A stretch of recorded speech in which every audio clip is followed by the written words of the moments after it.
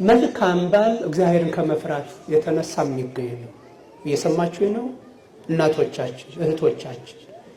መልካም ባል የትዳር አጋር የሚገኘው በግል እግዚአብሔር በሌለበት ጥረት አይደለም የሚገኘው። እግዚአብሔርን በመፍራት ከሚገኙ ስጦታዎች አንዱ መልካም ባል። መልካም ሚስትም እግዚአብሔርን በመፍራት ከሚገኙ ስጦታዎች እግዚአብሔር ከሚሰጣቸው ስጦታዎች አንዷ ናት። ስለዚህ አንተ እግዚአብሔርን የምትፈራ ሰው መልካም ያንተ ነው አለና ከመልካም ነገሮች አንዱ በጎ ትዳር ማግኘት ነው። ሚስትህ እንደተወደደ ምንድናት አለ?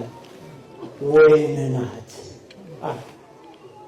ወይን ናት። ወጣቶች እህቶቻችን ጥሩ ትዳር ለማግኘት ጥሩ ትዳር ለመመስረት መልካም የትዳር ህይወት ለመምራት ጥበቡ ሌላ እንዳይመስላችሁ እግዚአብሔርን ምን ማለት ነው? እግዚአብሔርን መፍራት ነው። በሕጉና በትእዛዙ ምን ማለት ነው? መሄድ። እግዚአብሔርን አጥቶ መልካም ትዳር ማግኘት አይቻልም። እግዚአብሔርን እያጡ መልካም የህይወት አጋር ማግኘት አይቻልም።